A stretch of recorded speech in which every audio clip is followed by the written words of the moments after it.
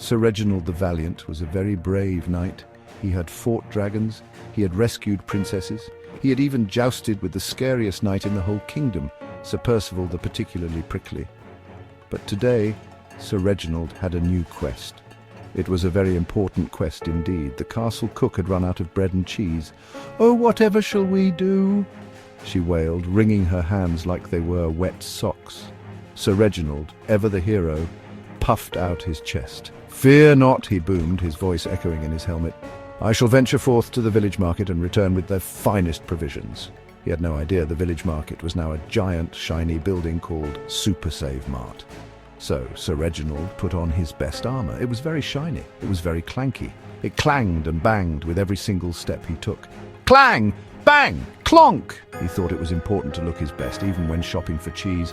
He clipped on his long, flowing red cape and grabbed his trusty shield. He didn't bring his sword, as he thought it might be a bit much for buying bread. He stomped out of the castle, his metal boots making loud thunking sounds on the ancient drawbridge. The journey to the village was short, but Sir Reginald marched as if he were heading into a great and terrible battle, his head held high and his spirit full of courage. When he arrived, he was very, very confused. The little village market he remembered was gone. In its place stood a colossal building made of glass and metal. Strange metal chariots, which people called cars, were parked in neat rows outside. A giant sign flashed with bright, magical lights. Super Save Mart. Low prices every day. Sir Reginald squinted.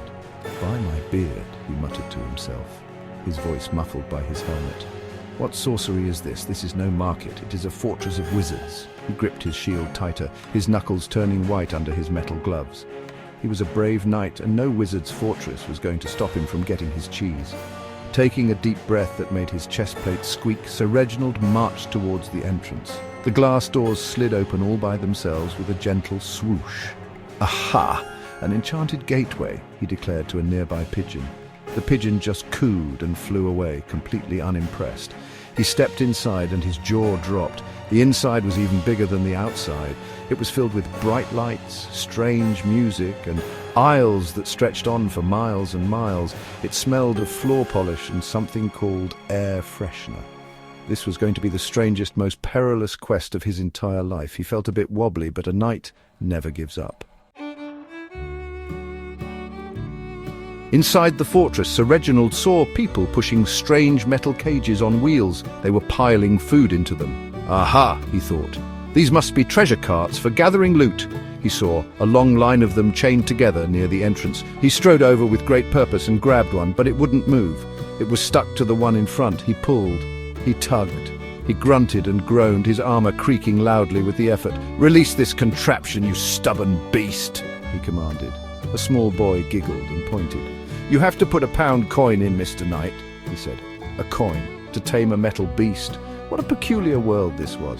Since Sir Reginald did not have a pound coin, he decided to use brute force instead. It was what knights did best, after all. He gave the shopping trolley a mighty heave. With a loud crack and a screech of protesting metal, he yanked it free from its chain. Success! He had vanquished the trolley trap. He beamed with pride, even though no one could see his smile behind his helmet. A shop worker with a name badge that said Barry just stared at him, holding a stack of lettuces and shaking his head slowly. Sir Reginald ignored him and began to push his new treasure cart. It was a wobbly thing, with one wheel that wanted to go left when he wanted to go right. Pushing the wonky trolley was a challenge. Clang! He bumped into a tower of baked bean tins. They wobbled like a jelly in an earthquake, but luckily did not fall. Screech! The bad wheel made a terrible noise on the shiny floor. A lady with a very tall hairdo gave him a nasty look. "Do you mind?" she huffed. Sir Reginald simply bowed his head politely. "1,000 pardons, my lady," he rumbled. He tried to steer his beastly cart down an aisle marked bakery. The smell of fresh bread was wonderful. It reminded him that he was on a very important mission. He was so focused on the smell that he didn't see the wet floor sign. He rolled right over it. The trolley, with its one bad wheel, suddenly spun around in a circle. Sir Reginald, holding on tight, spun with it. "Whoa!" he cried, his voice echoing like a ghost in a barrel.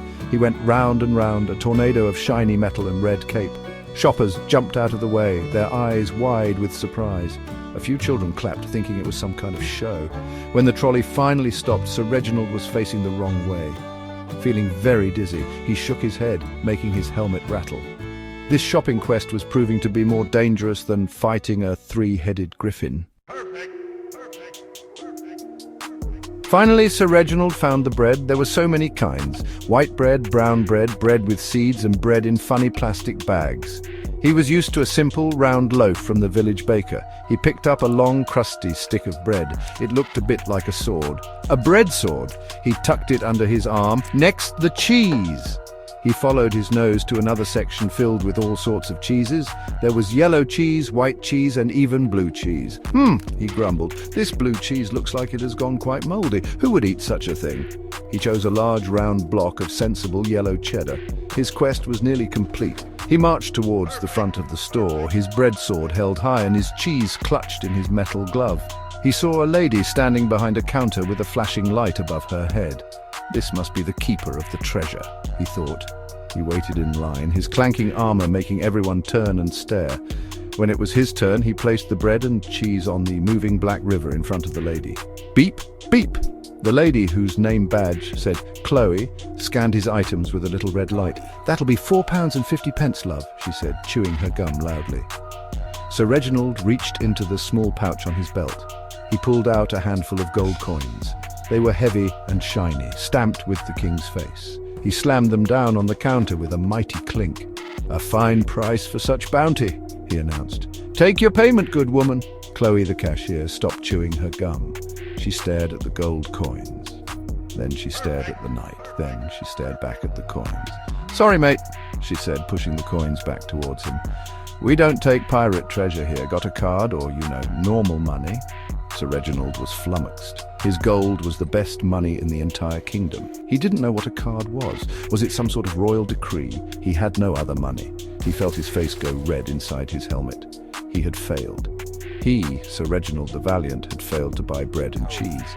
He was about to gather his things in shame when a young boy behind him in the queue spoke up. "It's okay," the boy said. "I can help." The boy, who was about 10 years old and holding a comic book, looked up at the giant knight with a friendly smile. Sir Reginald looked down at the small boy. Perhaps this quest was not over yet after all. The boy's name was Leo. He wasn't scared of Sir Reginald's armor at all. In fact, he thought it was brilliant. "Wow, are you a real knight?" he asked, his eyes as big as saucers. "Indeed I am," boomed Sir Reginald. Leo turned to the cashier. "I'll pay for his stuff, Chloe," he said, pulling out a small wallet. He handed Chloe a colourful plastic card. She swiped it through her machine. It beeped, and just like that, the food was paid for. It was magic! Sir Reginald was amazed. "You have bested the magical payment box," he declared. "You are a powerful sorcerer." Leo just giggled. "It's called a debit card," he explained. Leo helped Sir Reginald pack his bread and cheese into a bag.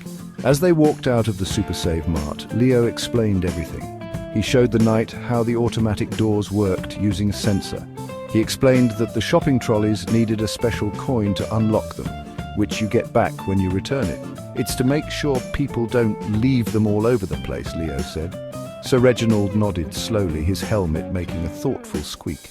A clever strategy, he admitted. "Far simpler than my method of yanking it with all my might." Leo laughed.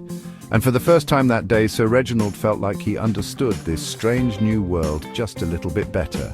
Outside, Leo asked about being a knight. Sir Reginald told him all about his castle, his horse named Galahad, and the time he fought a dragon that had terrible hiccups. Leo was fascinated.